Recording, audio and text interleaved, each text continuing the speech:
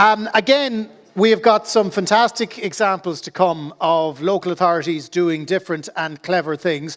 We will bring you that survey that was referenced at the very start about a special theme on branding. Bernie is here somewhere. Bernie, there you are. Bernie is here and has a really good presentation on that that'll just show you where you're at, where you might need to be, and what you need to think about in general. But in the meantime, there are two little letters that fill us all with fear and dread. And it is A and I.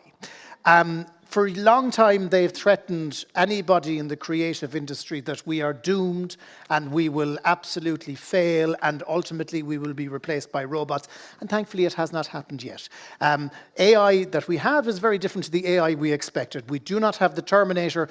We do have something that will give us a detailed description about how to make spaghetti bolognese. And it isn't quite what we wanted, but it is a tool that is being used in increasingly different and innovative ways. Dublin City Council is one of those that is using generative AI. We had a little bit of this at a conference we were at here 2 weeks ago, but to tell us more about what they're doing with their Generative AI Lab, would you please welcome Jamie Cutton. Jamie, over to you. That's great, thank you.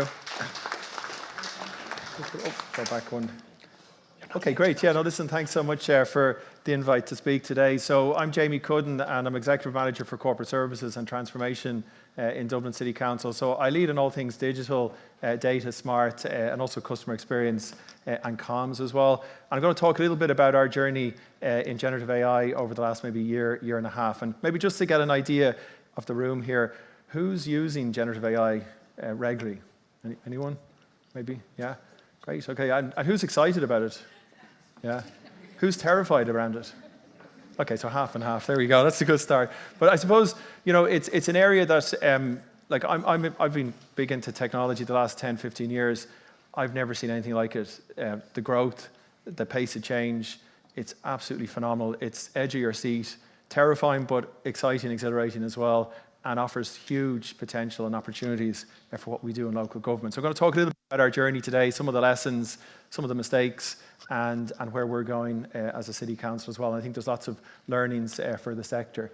My introduction to generative AI was back end of 2023.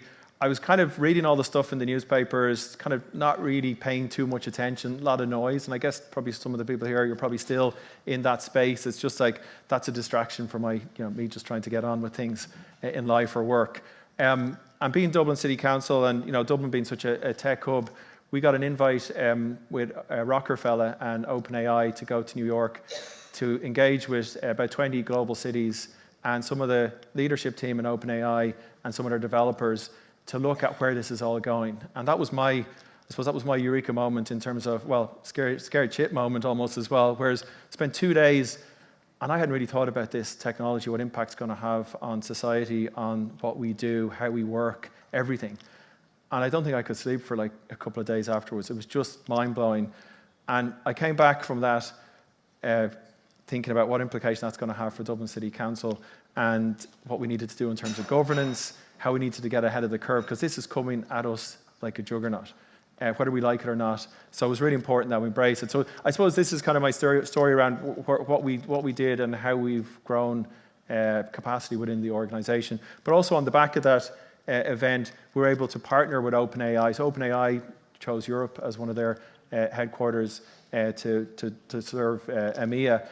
So we were able to kind of work early days with OpenAI and some innovation around smart tourism. We were the European capital of smart tourism. So one of the first things I did after that was I was like, oh shit, we need to look at governance. We need to make sure that we're not rushing into AI in a way that's going to catch us out. And generative AI. In fact, all around us, the software we're using, the digital platforms we've procured, AI has been layered onto those, whether we know it or not.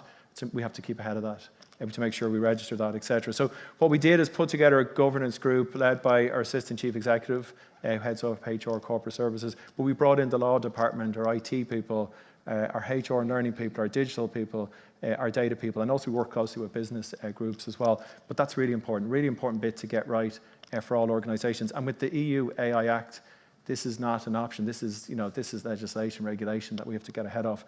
We also like to work through our Smart City Innovation Programme, work with partners in universities to bring academic expertise in. We like to work with consultants, but it's nice to also work with independent kind of academic experts in this space, whether it's ethics, whether it's the technology. So we built a partnership with Trinity College Dublin, Technology University Dublin, and ADAPT National Research Centre to build this idea around the Generative AI Lab. We launched it early 2025. The idea is that we want to accelerate how we deploy AI and generative AI in the City Council, but we wanted to do it. Our words are a forward-thinking but cautious manner, but to work with leading experts in this field to make sure we're not jumping and making mistakes. So this was really important for us, and I suppose this is something that we're growing and scaling up over the next couple of years, this partnership. So really, really important. So I'll talk about some of the work that we've done in this space. So I'll just go back one here. So this is one of our initial experiments back when we were European Capital of Smart Tourism. We ended up working with the OpenAI team. I don't know if we can just click the play button there, but we were actually one of the first cities in the world to develop an itinerary generator for tourism in Dublin, work with all the different agencies, pulling together all the local information. And if you want to spend a day in Dublin and you like certain things and certain types of food, we use this generative AI model to give you a cool itinerary.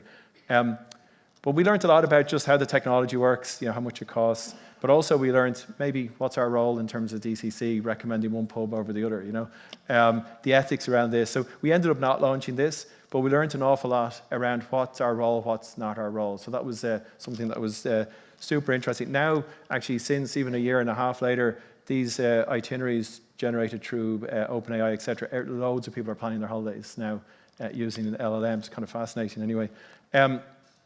This is also a little experiment that, maybe something that we shouldn't have done in hindsight.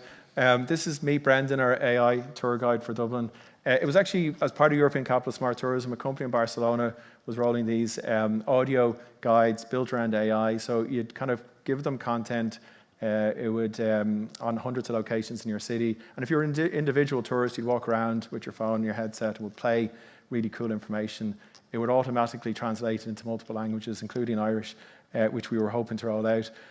We thought it was a very small investment on our side, and there's Brendan. A lot of people didn't like Brendan in the end, but yeah. So I mean, this is just a really small. We kind of experimented. It was a Friday evening. We put it out in socials. We were all kind of let's see what people think. On Saturday evening, I got a call from our comms manager. Here's some. I won't repeat any of the comments up here, but we had 1,000 comments in the space of a couple of hours. It went completely viral, and everybody hated it.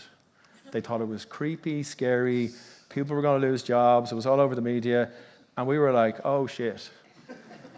Maybe we shouldn't do AI projects that are public-facing, even small experiments. Let's focus on internal stuff. So it was a big lesson for us. So just maybe, I suppose the learning for everyone here is just be careful when you're using these tools, or something that seems small or a cool idea. Just the reaction may not be what you expect, And anyway, we deleted all the socials and told the company that we wouldn't be sponsoring it anymore. But I know it's still, a lot of people use it, they like it. I'm not saying it's a good or bad. So I suppose, that's maybe some of the learnings. But our vision for AI and DCC, AI is becoming embedded everywhere. It's like when you think about technology and digital, AI is just part of that now. There's a big hype curve, et cetera. But we want to be a leader in this, and I think it's really important that we're compliant with the EU AI Act, and it's open, transparent, and we have good ethical consideration. So this is kind of emerging. We're hoping to launch a strategy, an AI strategy for Dublin early next year for the City Council. It ties into Dublin being a future fit city. It ties into our transformation strategy, giving staff. There's a big area as well. I looked at some of the external pieces, but it's actually our staff, in fact, can benefit the most from this, whether it's in productivity or within the services that we deliver. There's so many different processes and procedures that we can enhance using these generative AI tools. I think it's important also to understand that this is a big play nationally. Like Ireland Inc. wants to be a leader in AI. We have world-leading tech companies. We're a hub for regulation around tech, GDPR, now AI, the EU AI Act, et cetera. So this is something that we have to embrace as a sector. It's not an option. We also need to be conscious that the EU AI Act sets the guide rails, the principles first, human in the loop, ethical approaches, and it's actually in law now. And there's going to be key milestones the next couple of years around training our staff, around AI registers. So as an organization, you cannot not know what's being delivered using AI around your technology stack, around the products and services that you use. You have to know, you have to register that. There's a huge amount of work there to get ahead of. There's also we've got great tools. We're very lucky in Ireland. We've got all these great tools. Government's really supporting it. And we've got great guidelines published by Deeper as well in terms of how you apply AI. So it's good. You don't have to reinvent the wheel yourself. For us, the lab has kind of supported us around getting the foundations in place around AI. So responsible use, your guardrails, your ethics, alignment with all the different acts. The second bit is your staff are using these tools, whether you like it or not. Shadow IT, they call it, or shadow AI. You need to train them in terms of what to do, what not to do, understand the ethics. And the fact that these models are, what comes in and out, never trust it. Always have a human in the loop. The other piece as well is that we feel like there's a huge opportunity to redesign business processes, leveraging these tools, and to scale these out to create efficiencies within the services that we deliver. So it's very much, they're the three areas: foundations, staff productivity, and then organizational productivity, so the services that we deliver. Early in the journey, we went out to our staff and surveyed them. Within a week, we got 600 responses. What was really interesting, 92% of respondees want more training in this. So there's a huge demand for upskilling and training that we have to cater for. But also a lot of them believe that this could help them on their day-to-day. Now, that's probably increased a lot over the last couple of years, but a lot of people were actually using these tools, which is kind of concerning in a way as well. We've, through other partnerships, through our Smart City program, we've actually built up from scratch awareness building workshops, 2-hour workshops around what you need to know about AI, deep fakes, things that can go wrong, opportunities. We've actually rolled that out to over 250 staff within Dublin City Council.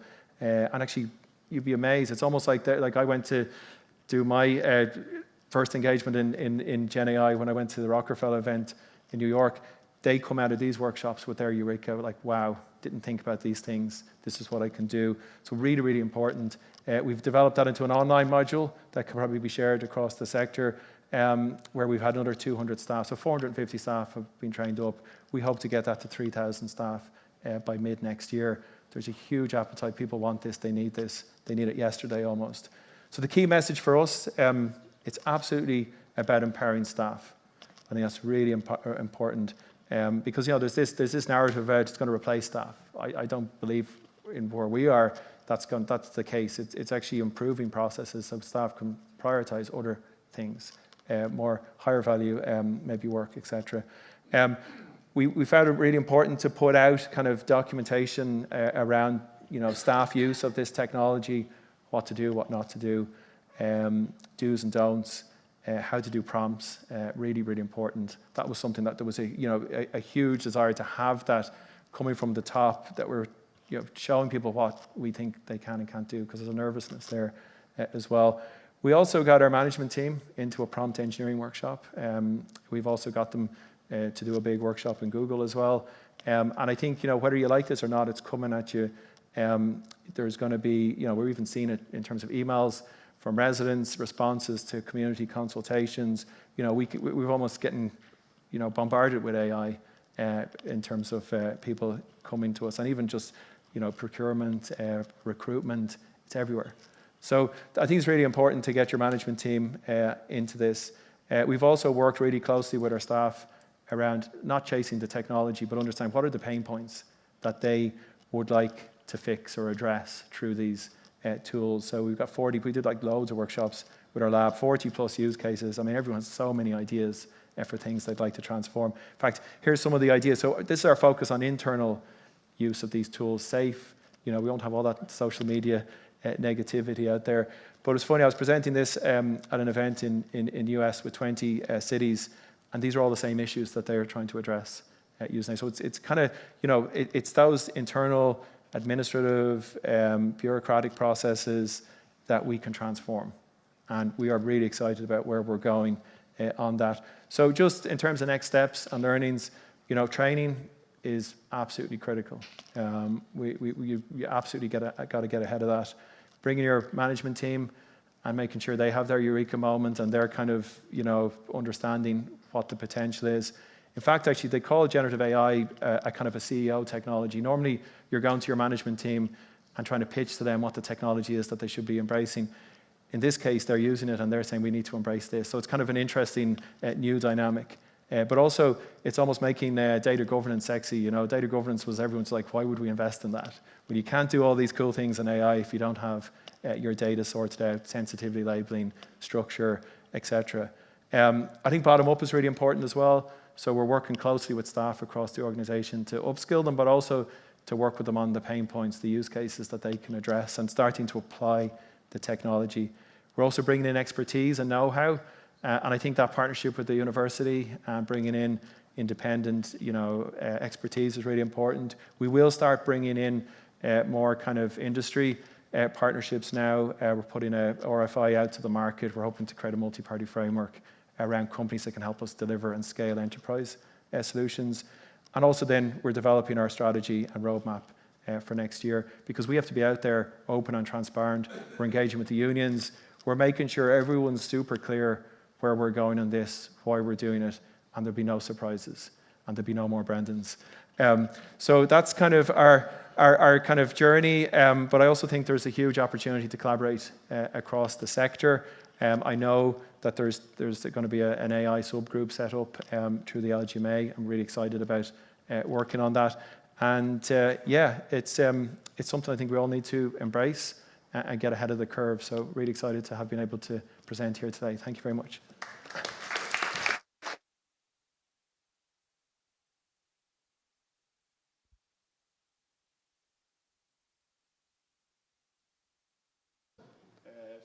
No, that was a delay on the no there. Brendan has been retired to the basement down with the Vikings in Dublin City Council. Just goes to show you, it takes many different forms, AI. If you're thinking it's going to be the end of the world or the start of the world, it's probably somewhere in the middle.